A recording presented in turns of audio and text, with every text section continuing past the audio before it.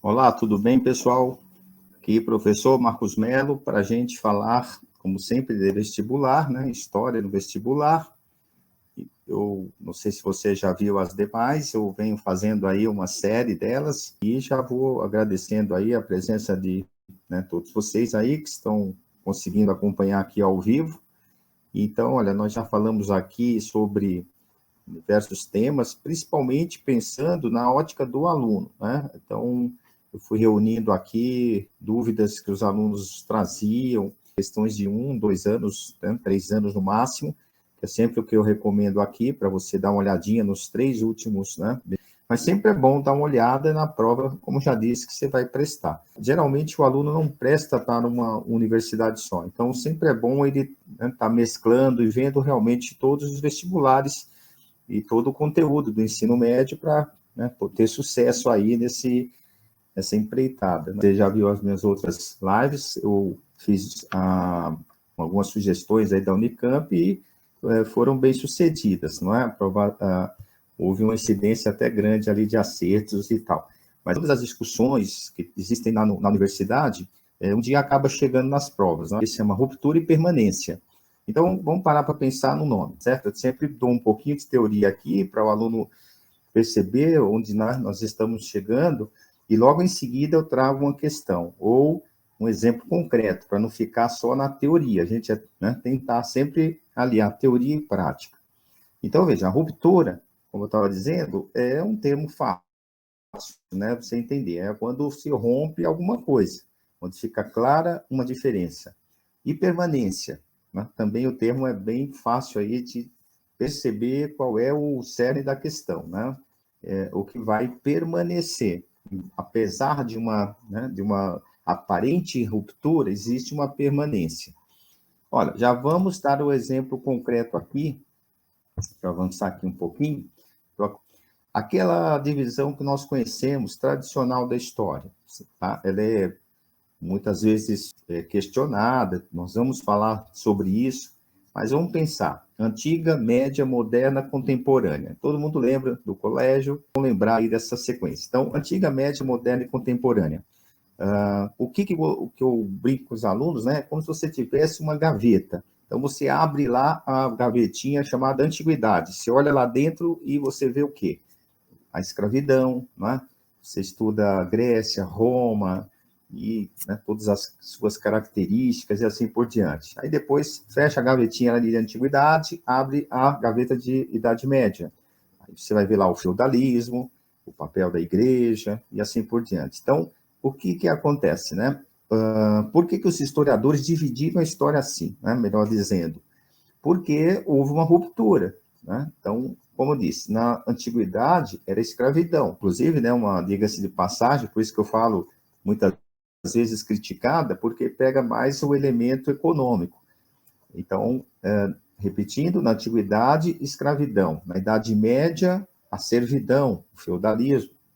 Na Idade Moderna, e o industrial, que é a Idade Contemporânea.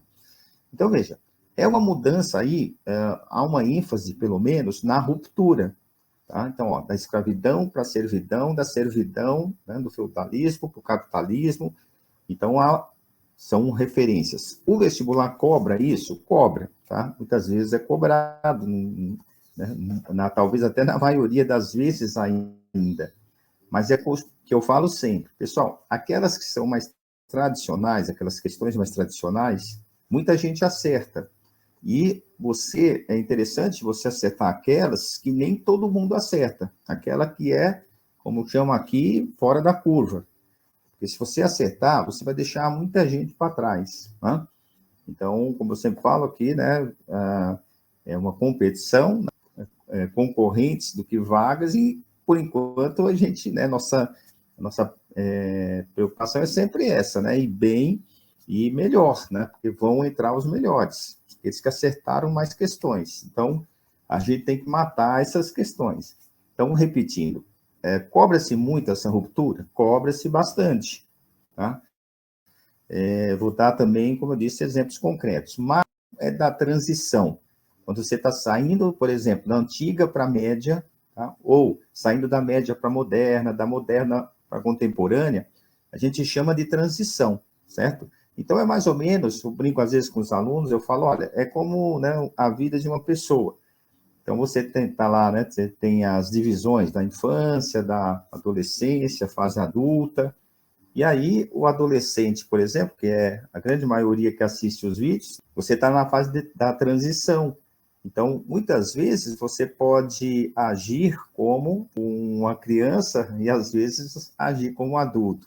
E aí eu brinco, né, com o seguinte, o pai chega e fala assim, olha, não vai chegar tarde. E o rapaz ou a garota fala, poxa, mas eu já sou maduro. Aí você usa essa sua suposta maturidade para justificar chegar tarde em casa.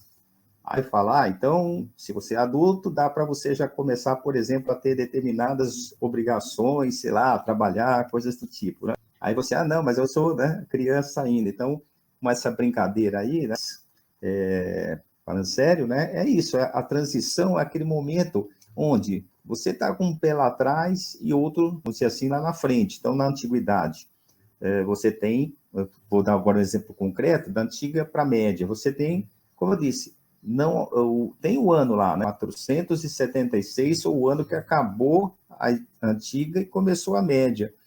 Mas sempre o finalzinho da antiga vai ser muito parecido com o comecinho da média. E isso é importante, pessoal, porque os alunos, não é culpa dele, a formação, né, nossa formação é um pouco assim, de querer ser exato. E em história, ciências humanas, não há essa exatidão. São datas importantes, são datas, como, já que eu dei o exemplo, né, pessoal, você fez 18 anos. Isso não quer dizer que você necessariamente, nesse dia que você, né, você foi dormir lá, adolescente, aí meia-noite passou para outro dia, se acordou, né, maduro. Não é assim, é um processo. Inclusive, alguns, né, amadurecem antes, outros depois, né, dos 18 anos. A mesma coisa com a história. É um processo que só vai dar para a gente perceber quando a gente olhar para trás. Olhar para trás e falar, opa, olha como era diferente. E já que, né, falei de uma pessoa, por exemplo, quando eu olho uma foto minha, olha, nossa, olha, eu era, né, tinha cabelos pretos, né? Enfim, então quando a gente olha para trás é que dá para perceber a diferença, mas durante o processo, todos os dias você olha, né, no espelho, você não percebe essa transformação diária. Leva um tempo para você olhar para trás e perceber, opa, olha, estava diferente. Então é isso, tá? Avançando um pouquinho mais, pessoal, essa é uma obra renascentista, tá? O pessoal do YouTube, do Instagram já está vendo lá. Tá vendo? É um Jesus crucificado, tudo bem? Olha, é uma obra renascentista. Aqui, pessoal, não quero dar uma aula sobre o Renascimento, é só um exemplo, mas eu preciso, né, de explicar algumas coisas para vocês entenderem melhor, acompanhar a nossa conversa. É uma obra renascentista por quê? Olha, o Cristo, ele está sentindo dor, né? É visivelmente, ó, por isso que a imagem para ajudar, olha, tá vendo? Ele está, né, com o corpo pendido, aquela sensação, né, quando você visualiza de que ele está sentindo dor. Então, veja, se ele está sentindo dor, é uma característica do humanismo. Como diz o próprio nome, é típico do humano, então, né, é uma característica humanística, que é uma característica do Renascimento, e ele está do mesmo tamanho, né? Ele está do mesmo tamanho, tá? Agora, você pode, vamos dizer que faz algum tempo que você não vê essa disciplina e não consegue perceber o que eu estou falando. Tem dois nobres jogando, né, dama, e embaixo tem os músicos, olha, estão tocando, se aproximar bem. Vocês estão vendo que há uma desproporcionalidade? Os nobres, eles são maiores que os músicos. Por quê? Porque na Idade Média, predominava a ideia da hierarquia. Eles são superiores aos músicos, então eles são representados maiores. Tá vendo? O rei, olha, e um operário. Olha o tamanho do rei, é o tamanho do operário. Então, veja, essa é uma característica, estou dando esses exemplos para vocês, como eu disse, acompanhar melhor, que uma das características do Renascimento, entre outras, é essa. a ideia de proporcionalidade. Por isso que, vamos supor, você está fazendo uma prova, aparece aquele Cristo lá, e pede, por exemplo, para você situá-lo historicamente, na linha, né, da história. É o renascimento. Você vai falar, olha, ele, apesar de ser o Cristo, ele está sentindo dor, uma característica humana, tá? É proporcional, o tamanho do Cristo ao mesmo tamanho das outras pessoas, enfim. E aí poderíamos dar outra, como eu disse, não é uma aula de renascimento só para a gente se situar. Por exemplo, a profundidade, né, a ideia de perspectiva. Vocês notaram isso? Olha, vou voltar, já que já que nós estamos tocando no assunto, vamos visualizar. Olha esse tabuleiro de xadrez, ó. Ele, né, não está numa posição, vamos dizer assim, real, né? Ele estaria, deu para entender? Ele não tem uma ideia, ele não tem a noção de perspectiva, isso que eu quero dizer. É como se você estivesse olhando de cima o tabuleiro, quando na verdade eles estão ali de lado, né? Então, se fosse uma obra renascentista, o tabuleiro estaria numa linha de proporção, né, de ideia de perspectiva. Bom, enfim, resumindo, para você se localizar, uma aula só do Renascimento, né? Então, veja, aí você poderia dar, né, diversas características dessa obra e colocá-la como uma obra renascentista. Agora, onde que eu quero entrar aqui, gente? O que é a permanência? Agora, acho que vai dar para você ver claramente o que eu estou falando, o que eu estava falando em teoria, agora na prática. Mas então, gente, como eu estava dizendo, o que eu queria que vocês pegassem o fio da meada, quer dizer, há uma continuidade, porque, olha, o renascimento, então agora vai dar para dar, né, esse exemplo da ruptura e da continuidade. O que seria a ruptura? É cobrado, como eu já disse? Sim. Então, vamos cobrar de vocês. Olha, qual era a característica do Renascimento comparado à Idade Média? Na Idade Média era o teocentrismo, agora é o antropocentrismo. Né? Era o geocentrismo na Idade Média, agora o heliocentrismo. E assim por diante. Né? Estão cobrando a ruptura. Agora, qual o cuidado? Se cobrar a continuidade, veja, o que estava representando? Era Jesus. Então, se o aluno é aquele que fala aqui, ó, bitoladão, gente, que quer saber, olha, quando acabou, quando começou, ele tem complicação nesse tipo de questão, porque há uma continuidade, é um tema religioso, você percebe? Então, veja, na Idade Média, predominou o teocentrismo, uma visão, como diz o próprio nome, do teo, né, que é Deus, ou seja, a igreja justificando a sociedade, a mentalidade religiosa, e depois veio uma mentalidade mais racional, né? Mais humanista, como nós estávamos falando. Mas pode ser que o examinador queira continuidade. Então, você vai ter que ser capaz de se preparar para esse tipo de questionamento. Há uma continuidade. Olha, né? É um tema religioso. Ele foi dado um outro tratamento, um tratamento humano, como eu mostrei para vocês na imagem. Ele está sentindo dor. Mas né? Por isso é uma obra renascentista. Mas, por exemplo, ó, Santa Ceia, gente, né? Uma obra também que todo mundo conhece, está retratando o quê? Né? Talvez um dos maiores símbolos do Renascimento, Cristo no centro, formando um triângulo equilátero, 6 apóstolos de cada lado, não é? Profundidade, aquela é uma aula, sempre com aquela obra eu dou aula sobre o Renascimento, que ali tem quase tudo. Mas é uma obra, né, que fala de Cristo, não é? Então, é isso que você tem que ter cuidado. Agora, eu peguei esse exemplo porque eu acho mais fácil você visualizar, até mostrando a obra, mas você tem que se preparar para outro tipo de questionamento.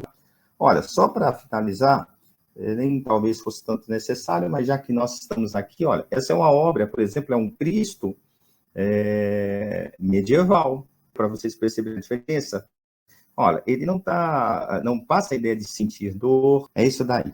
Então, gente, continuando, o que eu já...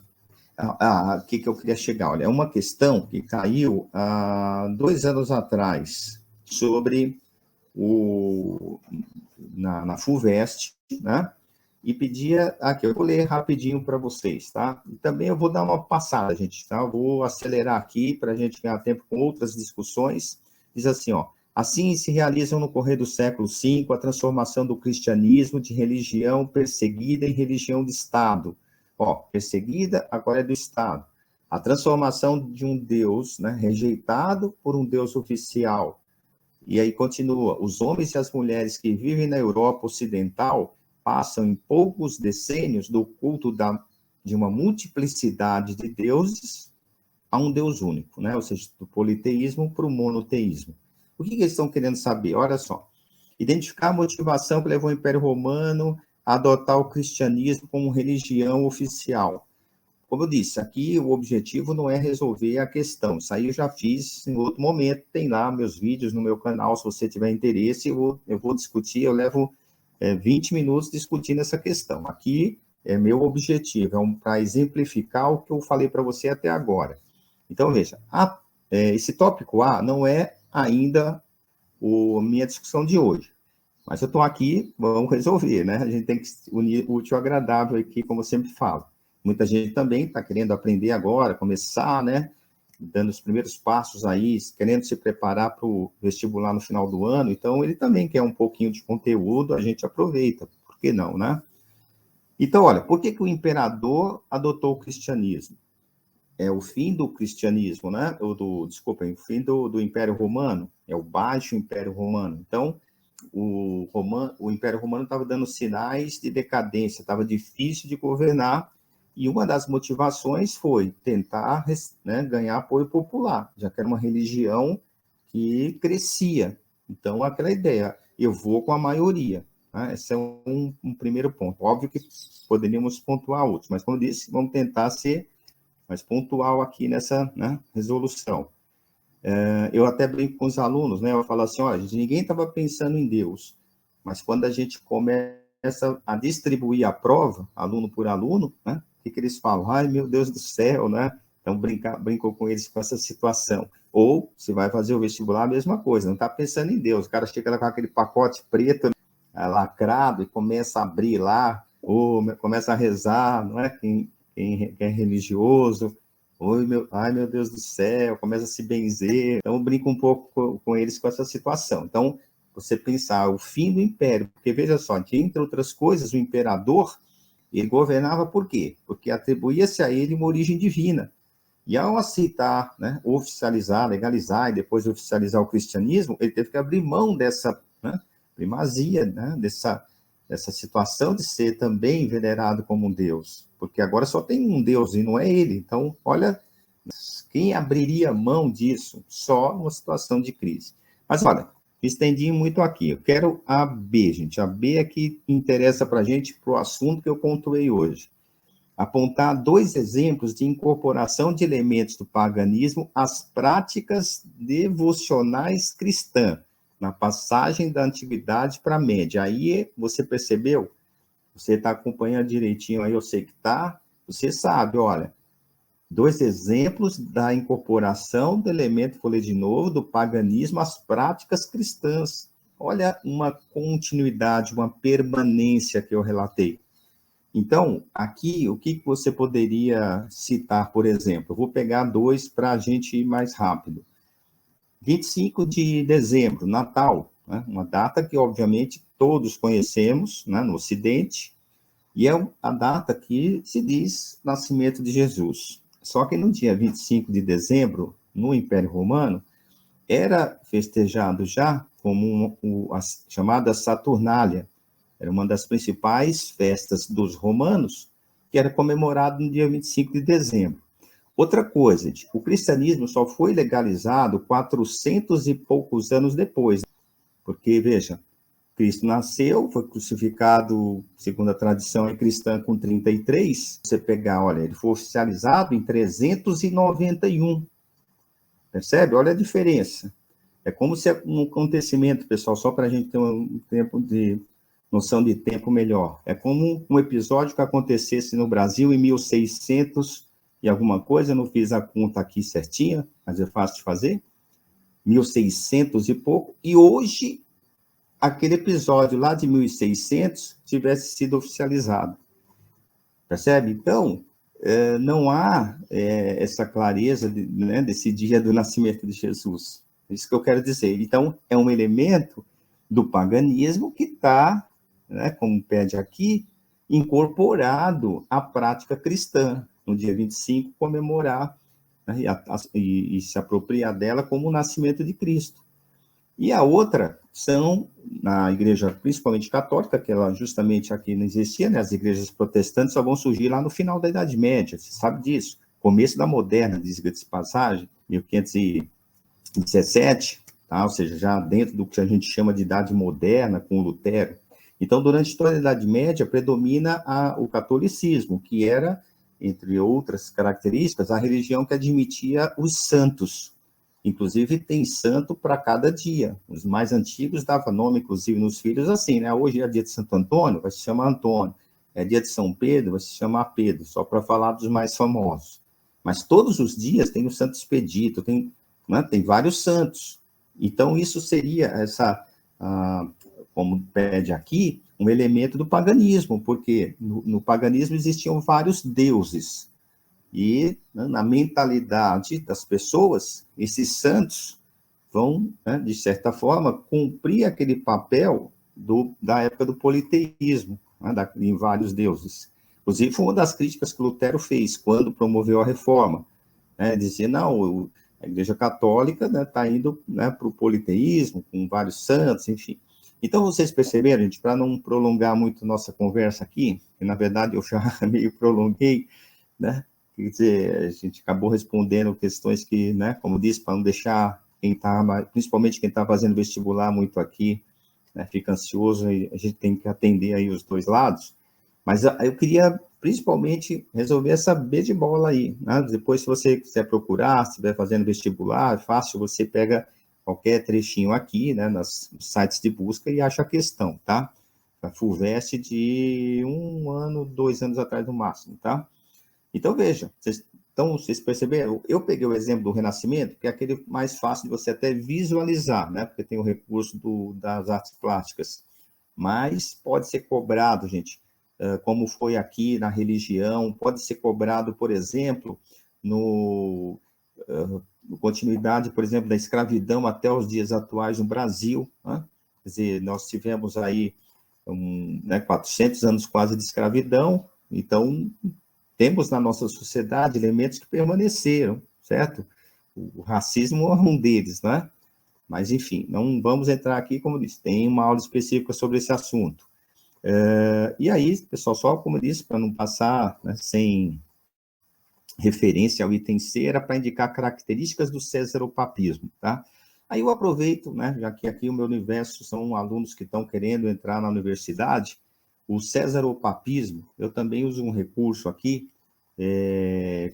para que ele não esqueça mais isso. Eu pergunto para o aluno, cesaropapismo, você identifica duas palavras aí? A maioria diz que sim, né? Ou seja, César e Papa. É uma mistura de dois nomes num só, cesaropapismo. Então, eu falo, então você sabe, você já matou a charada. César é o sinônimo de imperador, Papa é o chefe da igreja. E aí eu concluo com eles. Está numa única palavra? Ah, sim, é uma única palavra. Então, está numa única pessoa. Ou seja, no Império Oriental, Império Romano do Oriente, teve essa característica, o cesaropapismo. Ou seja, o chefe do Estado, César, era também o chefe da igreja. Está aí o papismo. Então, o aluno não esquece mais, né? A característica do cesaropapismo é essa, que ele era o chefe religioso e político também, né, do chefe do Estado. Por exemplo, diferente do Ocidente. No Ocidente, quem vai ser chefe do Estado? São os feudais, quando se estruturaram os estados, os reis. E quem era o chefe da igreja? O Papa. Pessoas separadas. Não era César o papismo. Entre aspas, aí, fazendo uma referência ao nome, César é uma coisa e Papa é outra. São pessoas diferentes. No Império Bizantino, repetindo, uma única pessoa, uma única palavra. Bom, pessoal, vamos avançar um pouquinho mais, porque, como eu disse, olha, Hora da FUVEST. Ela já é um pouquinho mais velha, mas olha que 4 elementos da antiguidade greco-romanas presente ainda hoje. Vocês perceberam? Eu peguei um exemplo de uma que cobrou a transição, do paganismo para o cristianismo. Essa daqui vai mais longe e não se restringe à religião, né? 4 elementos, aí deixou à vontade para você, né, falar que está presente hoje. Veja, né, que é 500, a gente pensar 500 antes de Cristo, né, mas 2000 agora, quer dizer, quase 2.500 anos atrás, e está presente hoje. Aí, pessoal, tem um montão, né? Dava para o aluno. Vamos pensar na Grécia. 2, eu vou deixar 2 de cada para você, né? Depois a gente, como disse, vai, como disse, a ideia não é responder a questão, né? Mas perceber que há essas cobranças das permanências. Então, por exemplo, o teatro é grego, certo? O pensamento racional, porque a filosofia é uma tentativa de explicar o mundo, certo? Pela razão.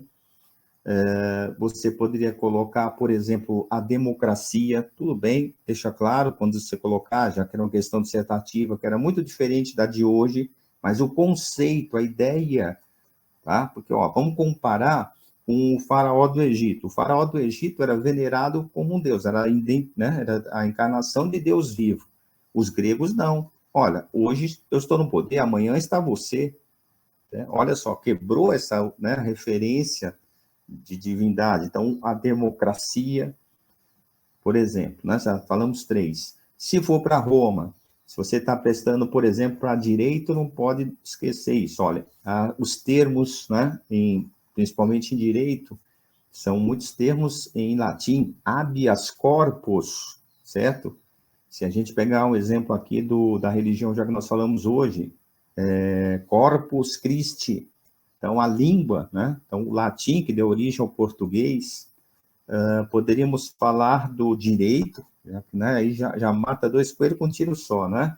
Porque ao lembrar do direito, você lembra de um dos principais, né? Um legado, já que está pedindo aqui, né? Um elemento, a noção de direito, e, por exemplo, a noção, né? Como eu disse, eu estava me atrapalhei até aqui, porque é o seguinte, gente, em função da hora aqui, eu estou me policiando aqui para não esticar demais, né? Então, como eu disse, aí você tem, então, né, só retomando a ideia do direito, que é uma característica, porque, por exemplo, na Idade Média, a noção do direito foi substituída pela ideia, né, das provas físicas, o ordalho. Daí surgiu a expressão pôr a mão no fogo por alguém, né, que a gente usa, inclusive, diga-se passagem, até hoje, né?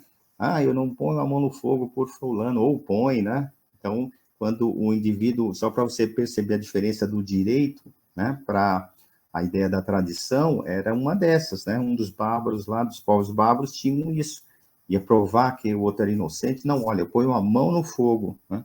E aí os deuses iam protegê-lo se a outra pessoa fosse inocente, né? Por isso que... E hoje a gente, né, põe a mão no fogo por quase ninguém, né? Infelizmente. Mas, pessoal, brincadeira à parte, né? Então, vocês viram alguns exemplos aqui da ruptura e da permanência. Então, pensando agora e fechando, no vestibular, você tem que ter essa capacidade de, né, responder à ruptura quando for necessário, mas também ficar atento àqueles elementos que, como disse, né, estão presentes, como disse a questão anterior, né, estão presentes até hoje, ou como foi aquele caso lá da questão, pediu só ali na transição e assim por diante. Pessoal, ficou claro para vocês? Espero que sim.